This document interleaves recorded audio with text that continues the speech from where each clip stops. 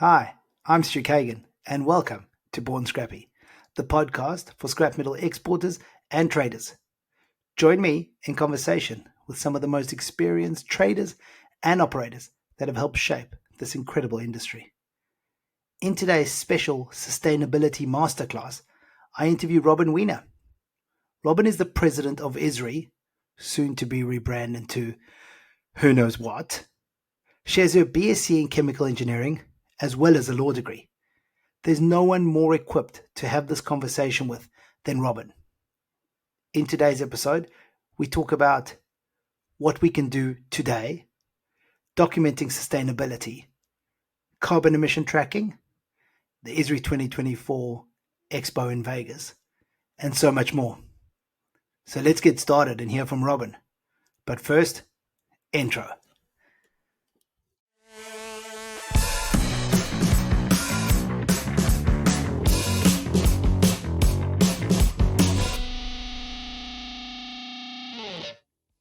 Hi, Robin. Welcome to Born Scrappy. How are you? Good. How are you? I really appreciate being on your podcast. This is pretty exciting for me. Yeah, look, I've been trying to get you on for a while, so I'm excited to have you. This is the new year, and this is now in season 2, and this will be our first masterclass. So I can't think of anybody better than you to have on. So thank you. You're very sweet. I'm looking forward to our conversation. So thank you. Amazing. So for everybody to understand, we're going to talk a little bit about sustainability and how we as an industry and players in the industry can really help this industry move forward.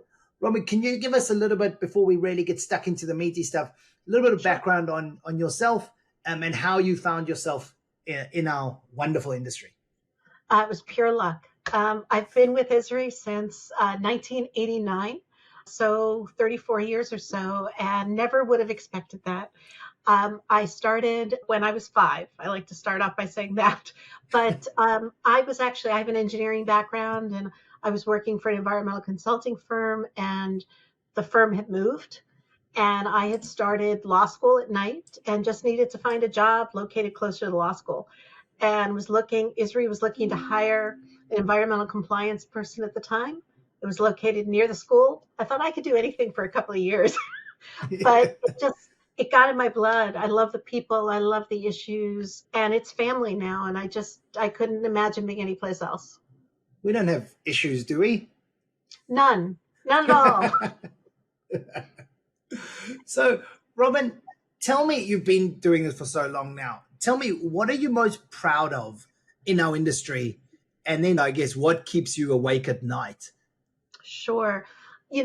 Having the advantage of being with ISRI so long, I've seen an evolution in the industry and in the association. And one of the things that I've always been so impressed by and makes me so proud of being associated with ISRI in the industry is the resilience and the inventiveness of those in the industry. We joked about there are no issues. There are so many challenges and issues that the industry faces, like many industries, but we always manage to get through it, and we're always better at the other end of it. And so that just truly impresses me. And it's one of the reasons why I love working at ISRI. Yeah, I think resilience is massive, right? I think in our industry, at every different level of our industry, whether it's just, losing a customer to having an issue on the trade that a claim that you have to deal with, right, to massive industry issues, right? And government right, intervention. I mean, the fact that we're able to just keep getting through this is huge. Yeah, I don't think people recognize how complex the industry is and how complex and complicated the recycling infrastructure and the recycling chain itself is. Yeah. And so I think, again, resilience is key to success in the industry. So, Robin, what keeps you up at night? Well, personally, and we were talking about this a little bit before we got started, just what's happening in the world today. I think that's anyone who watches the news, that keeps you up at night.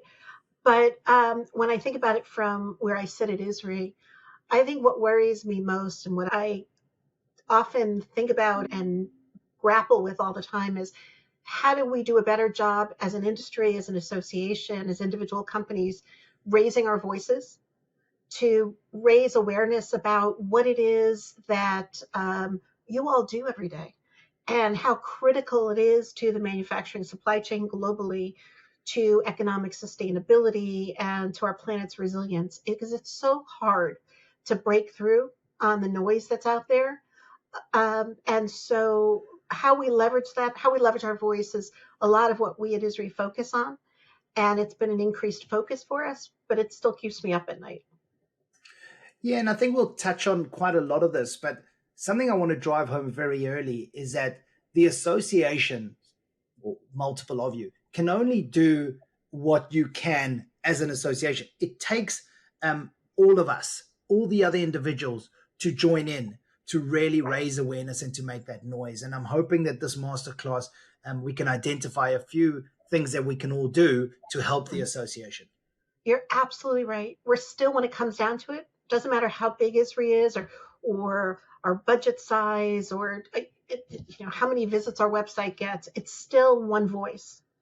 And so we need the voices throughout the industry to amplify the messages. And we also need to be working. I'm a big on collaboration. And so I think it's absolutely critical that we as an industry globally work together with our partners around the world to amplify those messages as well. I think that's why we're such good friends now, Robin. Yes, exactly. I mean, collaboration is a massive part of Born Scrappy. Yeah. I try to explain to so many people that, we're all hyper local. So we're focused on our town or our city that we are in. We're not competing with anybody else. Why are we not working together more? Right. Exactly. And it can honestly be as simple as, I have a new buyer based in country X. I'm not sure if he's legit or not. Contact somebody in our industry and find out, right? I want to buy a piece of equipment. Who can I speak to that's already bought this piece of equipment?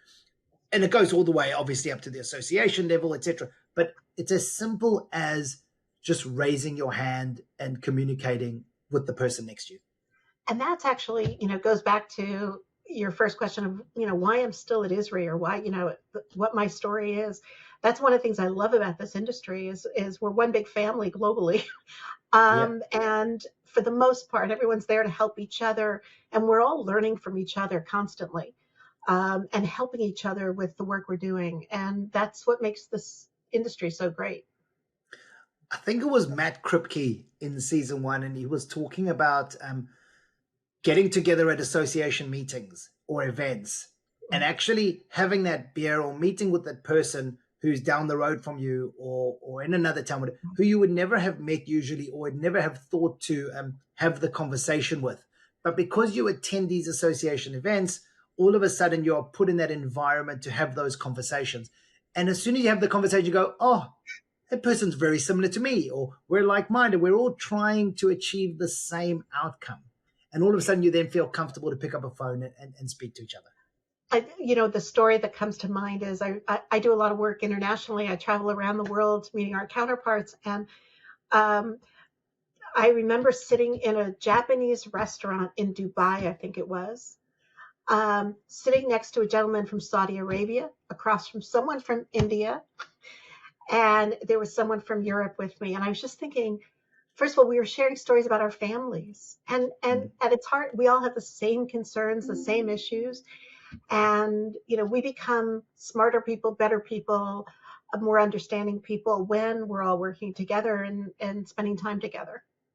Yeah, that's exactly right. So, I mean, for those of you that listen, the amount of times I push to go to these events and conferences and that, we're speaking to the president now, and obviously she will advocate for it as well. But we need to get to those more. So, Robin, what does sustainability mean to you with regards to metal recycling? And I guess what's the end goal here? What are we all trying to achieve? Well, I grapple with the word sustainability because it has so many different meanings and it's defined in so many different ways. At its core, what it means is operating your business and our economy, really, our global economy, in a way that is responsible, treats people well, and creates a resilient planet. And so whether you're talking about people, profits, and planet, or you're talking about ESG, environment, social governance, all of it comes down to how we are managing our operations in a way that is protecting the next generation and ensuring that it's there for the next generation. And so, ISRI has been doing a lot of work to help our members prepare for the lens that is sustainability now, because that is the lens that a lot of businesses are operating through right now. And I think what's also key is that when you think about the recycled materials industry and recycling operations, what you do every day is sustainable, is what's creating that sustainable planet and moving us towards that circular economy that we're all trying to move towards. So in many ways, there's a lot of overlap there. And I think that's what makes it really difficult for recyclers to get their arms around sustainability, because it's like, well, isn't that what we're doing? And one of the biggest challenges is that, and I've seen this over the years as I've worked for ISRI, we don't like talking about what we do. And we use our own language that really others can't relate to. So as the world is now looking through the sustainability lens, trying to explain what we do and the benefit it brings and how it's sustainable is a real challenge, just coming up with that language. And that's what ISRI is trying to work on for our members. It's difficult for us, right? And I think something you touched on earlier on was sustainability is, just the word is all encompassing. So when people come to us, and this can be a new client who's selling us material, it could be a new buyer, Mill internationally, who says to us things like, we want to know more about your sustainability. That's foreign to us because we are sustainable. We are sustainability, right? So I think it's really important that we understand a little bit more about it. And it hasn't been a focus for many of us in the industry because, as I said, we are sustainability. We are keeping that circular economy running. Right. And so it's you have to think about sustainability in many different ways. You think about it about what you're doing at your own operations, whether you're using alternative fuels in your vehicles or you're electrifying your equipment, your water reuse system and shredders, whatever it might be, or your safety program, a core safety program. That's all part of a sustainability program. So part of what we've been trying to do with members is just explain that you are already doing a lot of it, but you got to figure out how to document it now. But then there's the issue of how, and you touched on this, how all that we're doing is helping our customers with their sustainability program by helping create that green steel, by helping them reduce greenhouse gas emissions by using recycled materials, et cetera. So it's everything. You're absolutely right. There's obviously one thing as well, it's carbon emission tracking, right? There's a reliance on us to do that as well, whether it means exporting in the container trips that it's taking, your road transport, what emissions you have on your own facility. So although we are sustainability guys, I think it's important that we also understand that we're having to record things now for the first time and go that extra mile and show what we're doing, because we are generally going that extra mile anyway, but actually to document it. So what resources does ISRI offer its members to help them on the sustainability journey? It's a great question. And just like sustainability is a large term and encompasses a lot, there's a lot of resources we have to cover all of that. So everything from the very basic of, we in 2023 did a monthly series on the environmental social governance system and how does it work? What does it mean to go on that ESG journey and document it? And so we brought in experts to help every month to go through another element of the ESGs, and they're all recorded. And so they're available to all members free of charge to help companies go through that journey of ESG tracking. Now, sustainability, again, people, planet, profit. So let's talk about people. What that means is operating a safe workplace. And ISRI has had a program on workforce safety since before I started at ISRI. That's always been a core value for ISRI.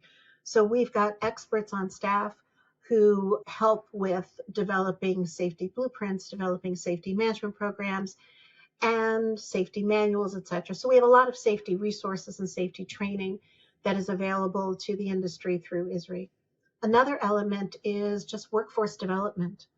And so we have a lot of workforce development training programs and resources that are on our website as well to help. Another element is planet, that's environmental compliance. So we have a lot of resources on all the different elements of environmental compliance for operations, how to operate responsibly. And we have actually on staff also environmental compliance experts to help answer questions for members. So there's a range of tools. We also have RIOS, our Recycling Industry Operating Standard, which for those who want to go down the journey of getting third-party certified, we also have that program. So there's a tremendous amount that we're doing. And then there's our convention, which is a wonderful way in April of every year to come with 6,000 of your best friends, now almost 7,000. There's over 50 different workshops during the course of that week where you can learn from your counterparts in the industry as well as experts on how to do all of this. And this will be a major focus of what we're doing at the convention this April. Yeah, I'll be there with my new product as well that we'll be launching, which is really exciting. I'll also be speaking on one of those panels. So Great. I don't know how much I can help people, but I will be on a panel there as well. And we'll be doing Born Scrappy from the stage there as well, which will be quite nice. But here's something I want to just touch on. So to make it a little bit practical for, I guess, owner operators, when you are applying for a tender or looking to get a new customer on board and they want to know more about sustainability, don't immediately go to carbon emissions or some form of, electrifying all your equipment. You can actually, if you listen to what Robin is saying, you can actually utilize all of your training for your staff, right? Your health and safety stuff, all that information that you have there, document as much of that as possible as well. Because for us, we think it's just normal. We train our staff, right? There's no vocational part. So the fact that we're training our people on the ground or using ISRI information to be able to train our team, we need to document that stuff. And if you document it, utilize it as well. And we actually, one of the things that we're about to unveil is a toolkit, an ESG toolkit that will actually help companies with the basic blueprint. So we'll have that very soon as well to announce. But I do want to mention one other thing, which I forgot to mention as we were talking about sustainability. Another important element of sustainability is community engagement. And this is one of the things that I love about this industry, but it's also a big frustration, to be honest, in that part of the culture of our industry is helping others and working in our communities, but we don't talk about it a lot. I'm amazed at the number of our members who just happen to mention to me that they've funded and have set up perhaps a soup kitchen in their community, or they're working with the local school and they're buying backpacks for the kids, or whatever it may be, or cleanups in the community. All of these things our members are doing, but they don't talk about it. And that's part of sustainability as well, is creating stronger communities and partnering in our communities. And we have to take credit for it. And so I would encourage people to document that as well. That's interesting. I wouldn't have thought that falls under the umbrella. So I'm really happy that you're telling me this, because there is a lot of it that's done and flies under the radar. But slowly but surely, we're seeing more of it on social media. People are feeling a little bit more comfortable, putting their head up a little bit and not getting it chopped off. And then they go, okay, well, we'll keep going with a little bit more and tell people what we're doing. It doesn't necessarily mean they're doing more of it. It just means we're showing more of it. Exactly. And what I guess the tension is, you don't want to look like you're doing this because you want to score a point. And I know our members so well over all these years, and that's not the reason why our industry does these things. It truly is part of the culture and the fabric of who we all are as an industry. Yeah, I couldn't agree more with that. And that came through quite strongly in season 1, that guys are slowly starting to make that change and slowly getting onto social media more. And it touches back to the beginning of what we spoke about, which was we need to do this all together. The more people that are posting about the good things that our industry is doing, the better this will be for everybody. And I'll give you an example of how we need to work together. You've mentioned a couple of times greenhouse gas emissions and documenting that. And that's a challenge. And to be honest, it's a challenge for us at ISRI as well. we're still trying to figure it out. And I think most companies and most industries are, how do you document the greenhouse gas emission savings at your own facilities, but also the emissions downstream, et cetera. And there really isn't, I don't believe that there is a accepted methodology that everyone uses. So we're all trying to figure this out. And we actually reached out to BIR last year and said, we need this at ISRI. We're trying to figure out how to do this for our members, develop that resource. But it's silly for ISRI to do it on its own. We all need it. We're all going to need it globally. So we reached out to BIR and suggested this is something that could be done under the umbrella of BIR, that ISRI will partner with BIR to do. But let's bring in all the associations together to work on this project. And so we're working on it with them right now. And the goal is by the end of 2024, there will be a product. But I think it's a great example of us all working together to solve an issue for the industry. Yeah, that's an amazing example. Every single person I interviewed in season 1 got asked, how do they collaborate in our industry? And that's just the most perfect answer. Right. You know, for ISRI to be reaching out to the BAR and you guys working together as an association and trying to solve a really big problem it's incredible. And I don't think everybody who listens knows the work that's put in by the associations in the background. So I'm hopefully this will highlight that a little bit more. Let's understand what are some of the biggest challenges in our industry that we're facing in terms of sustainability. Is it that we don't speak openly about it? You know, what is it, and how do we fix this? I think there are a couple of challenges. It's the truth. One of the biggest is that, we don't talk much about what we're doing, and we don't trying to find the right words to break through. We are so vital. This industry is so vital to the global manufacturing supply chain. And we all learned during COVID how actually unstable that supply chain could be. And the truth is that the recycled materials industry, through the high quality, renewable resources that are being generated by our industry, are critically important to a stable, secure, and sustainable supply chain. And we need to figure out a way to get that message out. And so actually one of the things ISRI did, and I never thought in all my years at ISRI I'd ever actually do this, but we actually did a language project. We hired a language expert who knew they were out there to help us figure out what the right words are. Because me, the engineering nerd, talks about commodity grade materials and feedstock and things like that and scrap. Those aren't the words that mean anything to policymakers and to journalists and those people that we really need to listen to us. So we've developed this language lexicon that we've actually shared globally. We actually shared it through the BIR with our counterparts all around the world. It's now been translated into Hindi by MRAI. Amazing. The Brazilians and NESFAs translated into Portuguese. We've got it translated into a number of languages around the world so it can be used, because in order to really get over this challenge and get over this hurdle, we all also need to be leveraging the same messages. And so this language lexicon is going to help us do that. And we're real excited about that.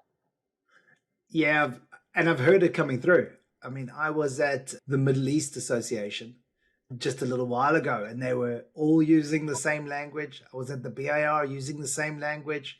MRAI, I'm attending at the end of this month, end of January, and they're all using the same language, so it's definitely working. That's one of my proudest moments, actually, to know that the other associations and industries and segments of the industry around the world are using it. And it's great, because one of the big things we learned was, look, I think scrap is beautiful. I think shredded steel is beautiful. I think, turnings are beautiful, but your average person doesn't. And what they think about are the end product. And so we need to shift and talk about how recycled materials are used every day in the products that our families use. I mean, the fact that copper's in the wire that feeds the electricity and feeds the internet that goes into your home, that the utility infrastructure is fed through green steel. I mean, all these things we need to talk about. And that's going to help shift the conversation as well and promote the sustainability of the industry. Absolutely. I mean, just everything you're saying makes me think of John Sacco's Repurposed. Yes, right? I mean, obviously for good reason. He is doing such incredible work he for the whole is. industry. And I keep mentioning, and I'll say it on LinkedIn and I say it in the podcast, that we need to help him. Like Yes, he's doing that. That's great. That's one aspect of what we as an industry are doing. But we need to all follow suit. So use the correct language. right, Have that conversation with the right people. Then we've got Jessica and Brad from Scrap University who have created these kids books, which right, we're trying to promote and get into schools because it's got to right, start at even a younger age where they see the right. importance. And that's actually, you hit on one of the things that I'm most proud about that we do at ISRI, which is our youth outreach work. About 10 years ago, we started working with a group called Jason Learning, which is a nonprofit focused on STEM education. And we partnered with them on the development of a K through 12 recycling curriculum, which continues to evolve. We've now expanded to actually, we're going to be working on a Teachers Institute actually next year. Wow. We have a youth outreach poster and video contest every year. And we think we've reached probably about 2 million students, which is still a very small percentage of students, in the US and certainly around the world, but it's growing. And I couldn't be more excited about it because there are our future teachers, our future policymakers, lawmakers, journalists, etc. So I don't hear much about that, Robin. This is the first I'm hearing that you guys have or are attempting to infiltrate and get into the schools. I have heard of the competition you said. Yes. And I think that usually the awards around somewhere around ISRI, something happens with the event, and I Yeah. think they get to come to it or something. And that's the only reason why I've heard about it. So that is something we need to promote more because I think it'll get other people in other countries doing the same thing and they can learn from you. It is actually one of the things that we set up initially when we partnered with Jason. We actually put part of our contract with them is that unlike their other curriculum, STEM curriculum, this had to be open source because we want to make it as available as possible. And for Mm. teachers to just pull it and use it for their classrooms, use it in after school activities. It's wonderful. It's really a wonderful tool. And I'd encourage people to check it out. You can check it out through jason.org or through ISRI.org's website. It's available for all. And we have a number of our members who've actually adopted schools in their communities. Great example, again, of sustainability. But it got adopted schools and donated this program to their schools and have helped train teachers. We have a training program for teachers. So please use it. And it's just, as a mom of two daughters, two young kids, this is so important to me to get this in the hands of the next generation. And one of the things that I love in particular about why we partnered with Jason is because they build mentors into their program, especially kids, minorities, girls.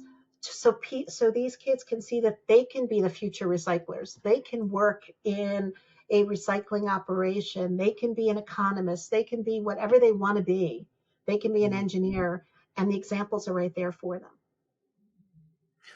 I absolutely love this. I mean, we could I could have a few episodes and just discuss and brainstorm a few other ways to make this go more viral and get it out there and I'd around the love world. that. But I've got to kind of stick to the program. Otherwise, my wife Okay. might get really upset with me, Okay. the boss. Fair enough. So let's understand what metal processors can do right now. So what are the low hanging fruit that these guys or we can do when it comes to sustainability? What could we do today? Well, I think everything you do is moving towards a sustainable future.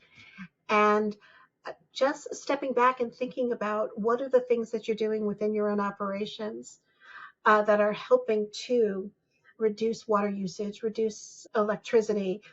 What are you doing that is helping to produce that product that is going to have a recycled content? So what products are your materials going into?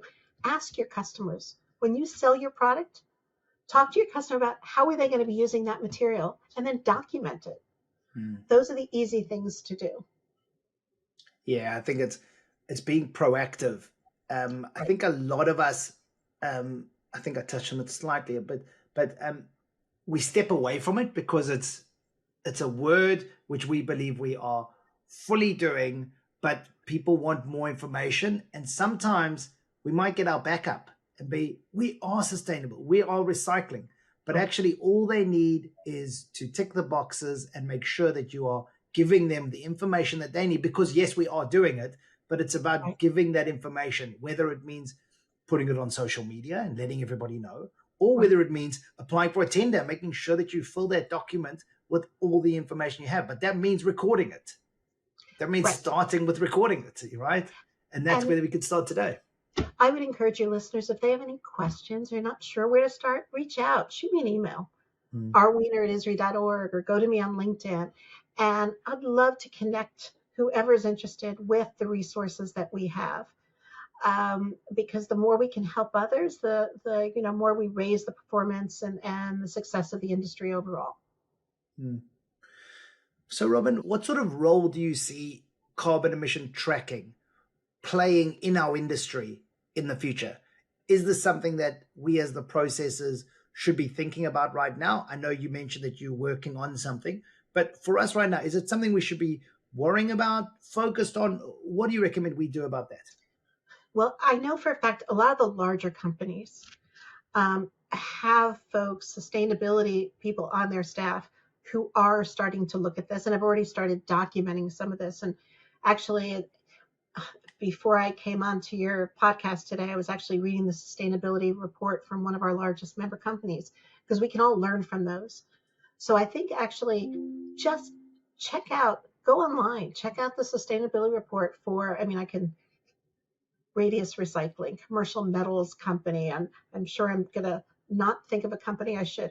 SA Recycling, Sims, all the larger companies, just go on their websites, see if they have sustainability reports and read them and understand how they're talking about this and how they're documenting what they're doing, including how they are looking at greenhouse gas emissions reductions.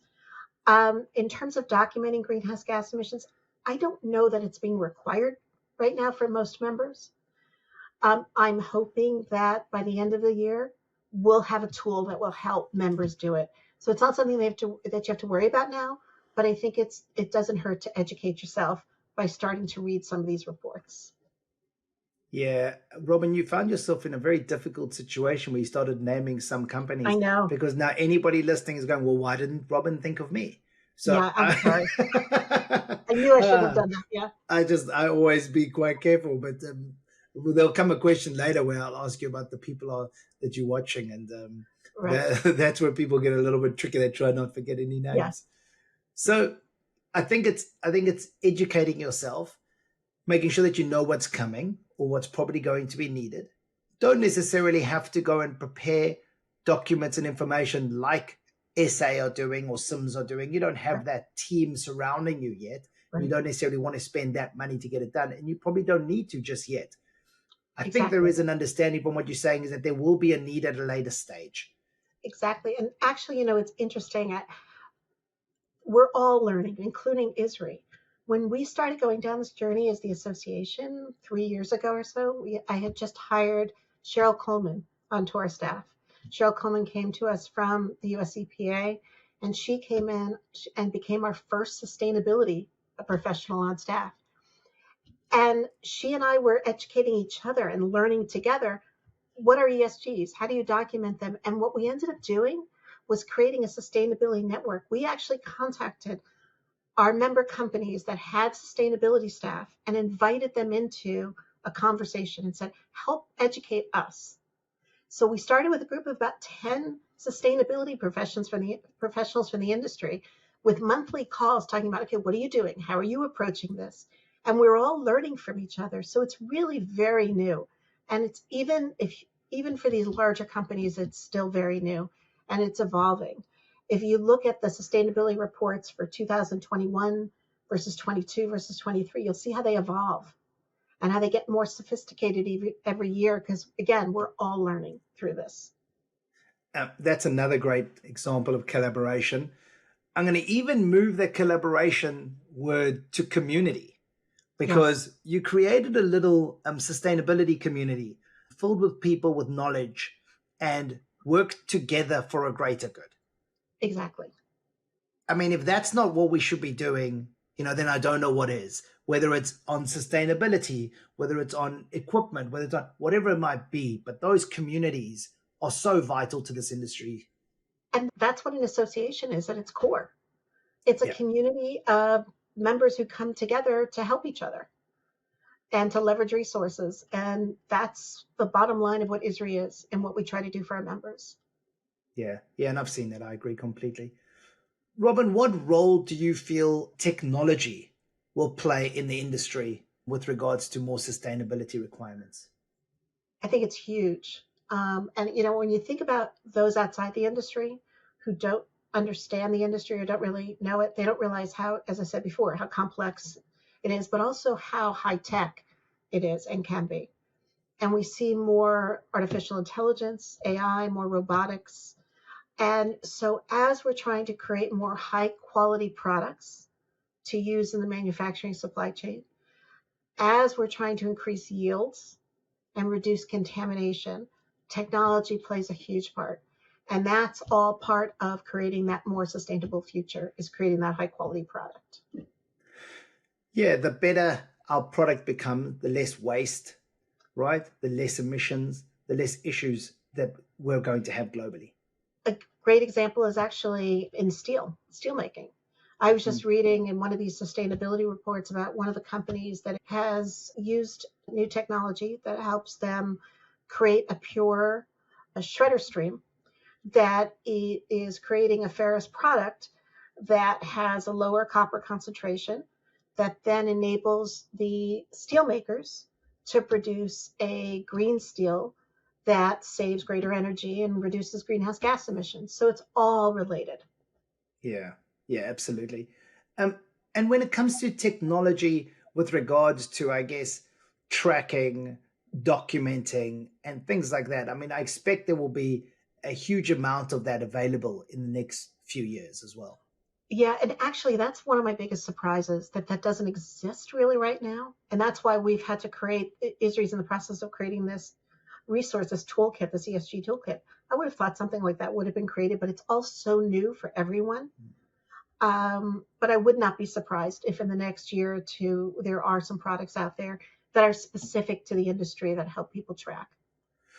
I think that's really important. That last piece is that specific to the industry is really difficult because to understand our industry, you have to be in it. Yes. It's really difficult for a tech or a group of people in tech, whatever it might be, with that experience to come and build something for our industry. You said it earlier, we use our own language. Right. So for somebody to develop something, I mean, they might talk in binary and code, but that's, that's very different to us talking on ISRI specs and scrap or metal recycling, whatever it might be. Exactly, because when I mentioned this monthly series that we're doing on ESG and how actually it came out of the sustainability network of 10 companies that we had initially, we started looking for these off-the-shelf products that would help us document. And we talked to a couple of companies, but none of them fit this industry. None of them were easily adoptable. And to be honest, we didn't have the resources to be able to do it ourselves or the expertise. But I've got to imagine a really smart person out there is going to be doing that soon. It will happen, but it isn't something that happens as quickly as it happens in the automobile industry, as an example. Correct. Yeah. You just hit on something really important also that I want to mention. I don't know if it fits in here, but one of the big trends, and when you think about sustainability in general in the global economy, what are we all working towards? A decarbonized future. And so electrification is very important. And that is so integral to our industry. It will depend so much on the success of our industry because you think about all the materials, the metals that are going to be necessary for the products that are the electric vehicles and wind turbines, et cetera, that are needed for that decarbonized future. And we're going to have to be producing a lot of those and sourcing those materials. So it's very much, we're so integral to all that's happening in this area. I mean, I wish I could hop on that further because without us, none of it's possible.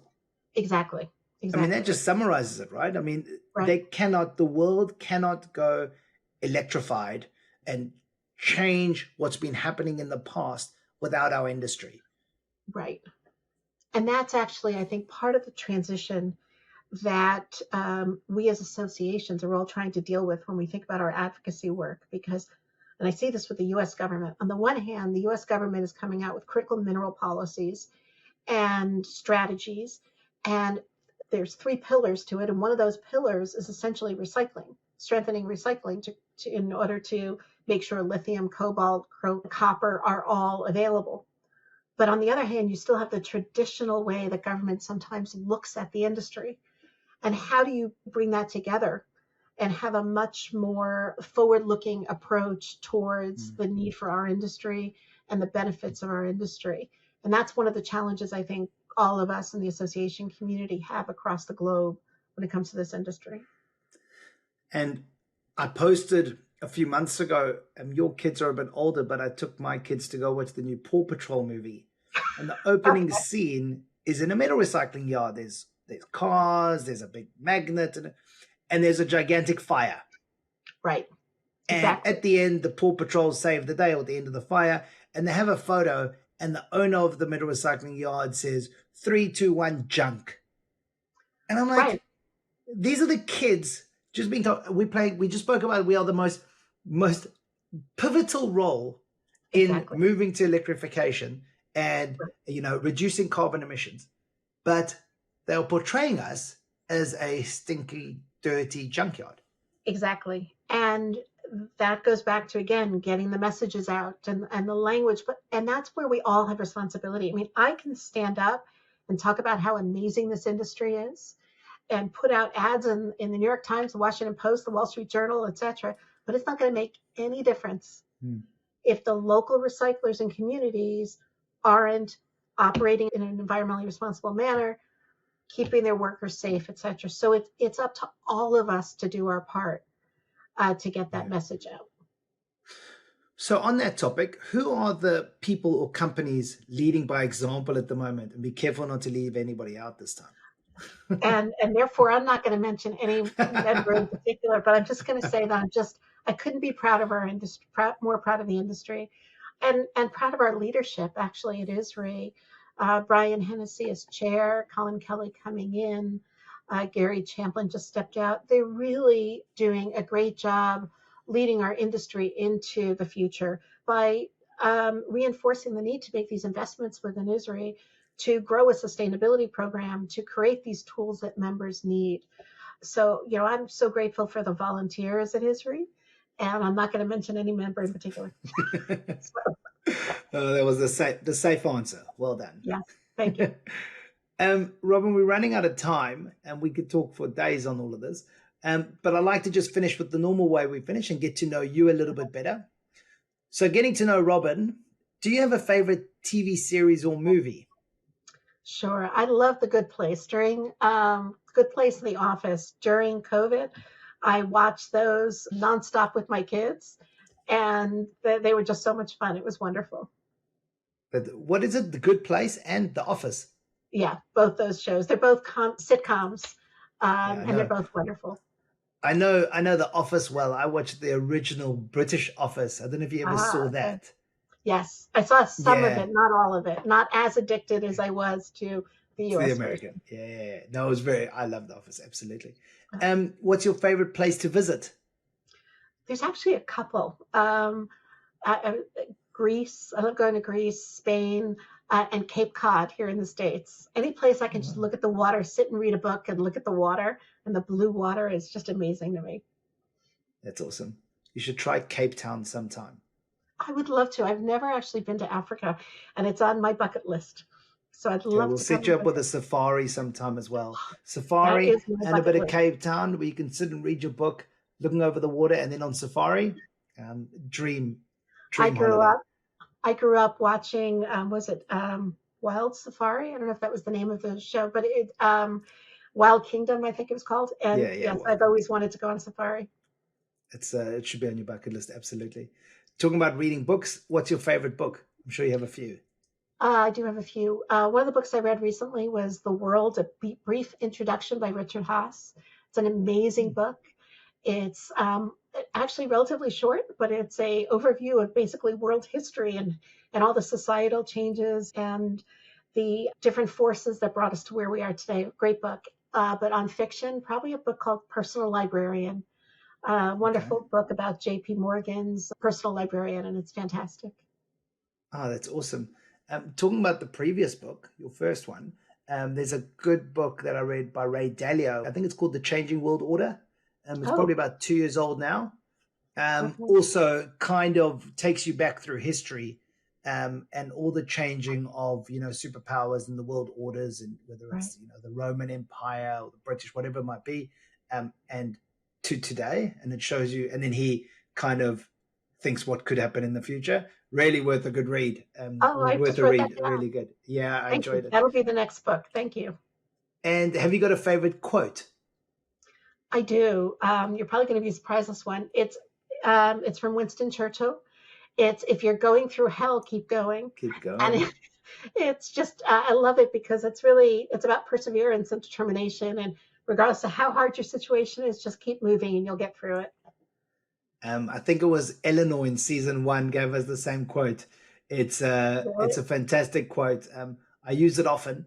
Oh, Whenever okay. you are helping somebody, or somebody's having a tough time, and I always like to be approachable, and people reach out to me, and that's when I use a lot. Yeah, Keep going. There is a light exactly. at the end of the tunnel, and when you look back, you find out that it was all there for a reason, and you needed to go Exactly. through that to get tougher. So yeah, Exactly. that's an awesome Well, way to end. Robin, thank you so much. I've absolutely loved thank having you. you on the episode. Same here. Thank you very much for inviting me. I appreciate it. Thanks, Robin. Thank Cheers. you. Bye. Bye.